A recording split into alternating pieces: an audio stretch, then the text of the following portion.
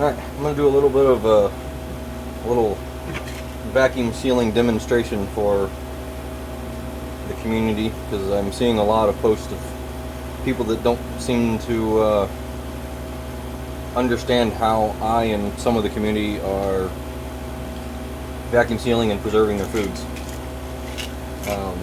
Anyway,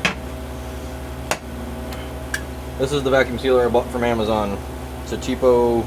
I think I paid like $30 or $32 for this. Prices vary. It's from Geryon. Very, very cheap brand.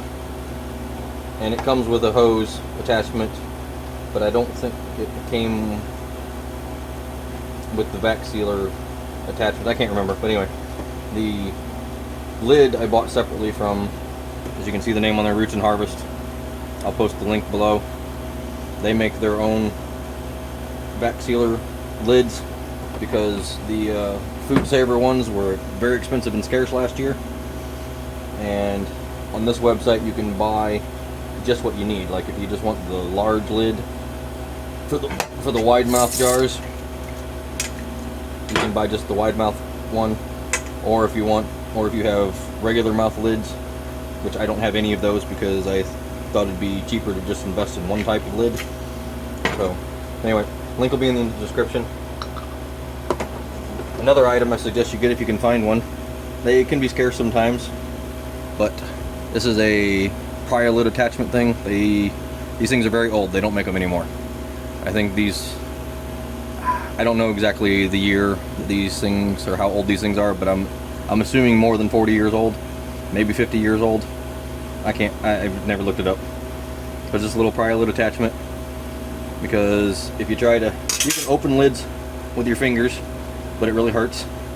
Or you can use spoons or knives, or whatever to lift this, but it can damage the lid and the seal. So the beauty thing about this Pry-a lid is that it only puts a little bit of pressure on the very edge of the lid, and then puts pressure on these 2 points on the sides. And when you do it, it just barely have to touch it, and it pulls the seal, and it does not damage the lid in any way. There's no dents or dings or whatever, and it keeps the seal intact, so that you can reuse these lids over and over and over again. In traditional canning, you generally don't want to use lids over and over because of the extreme pressure that they go through, but for vacuum sealing, it's not as damaging to the seal because there isn't any extreme heats and temperature changes affecting the lid. But oh, and these are smoothie Skittles. These things are so good. Anyway, put the lid back on. Oh, whenever I open something, especially like stuff that's like dusty or powders, I always like to take a rag or my finger and just wipe around the top of the lid to remove any dust or debris on there. I also check the lid rim too to see if there's any debris or dust. Or in my case, I got 11 dogs. Sometimes there might be a stray dog hair. So check the seal, make sure that it's there. Put the lid attachment on and hit canister. And it only takes a few moments.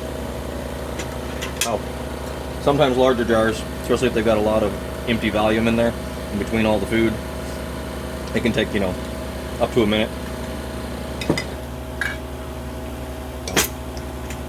Pop it off and got a nice tight seal again. And then I always put the ring on. I put it down to just about tight, and then I back it off about a quarter of a turn. That way it's just on there kind of loose, but not super tight. Because if you're storing stuff in a damp or humid area, it's possible for moisture to get trapped around the ring and the lid, and it can, trust me, you don't want that to happen, because if it does, it can be almost impossible to get a ring off. It's feels like it's welded on. So anyway, lastly, what I highly recommend everybody to get, especially in these trying times, get yourself a brake bleeder. You can buy this at Amazon for, it varies between $22 and $28. I think I paid like $25 for mine. But in events that your power goes out, or in my case, a couple of months back, my vacuum sealer just up and quit on me, and I had a run in my freeze dryer about to end, and a couple of jars that were open from my meal, and I had no way to seal my jars. So I decided to get this, and it's just a brake bleeder with a pressure gauge on it, and it comes with the hoses, and it does not come with these attachments. This is the old hose that comes with this. That comes with this vacuum sealer, but the hose attachment that's on here, I took the one off the other end. Hope that's all on camera. Yeah, there was two on here. I took one off the other end, and on the brake bleeder, you can just push this on. Can be a little tight sometimes.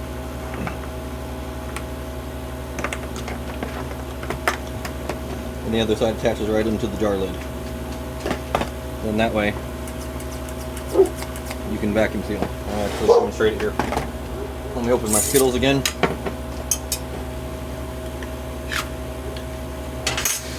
Seals off. There are a couple more in.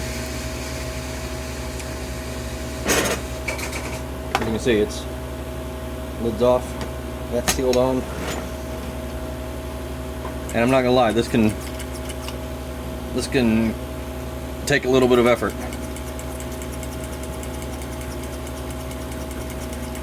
You see the pressure gauge going up? I usually like to go up to, I think, somewhere between 10 and 15 psi. You'll know when it starts to get really tight, hard.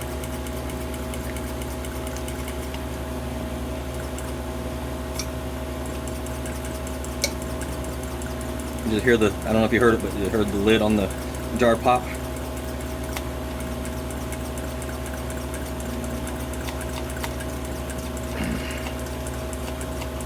There we go, right at about 15. There we go, sealed jar, and it pulled the air out. I mean, it's not going to pull as much air out as a vacuum sealer will, but you can at least get your jar sealed, especially in the event of an emergency. Very, very handy. I will also put a link in the description for this if you guys want it. So, highly recommend. Alright, see you guys. Thanks for watching.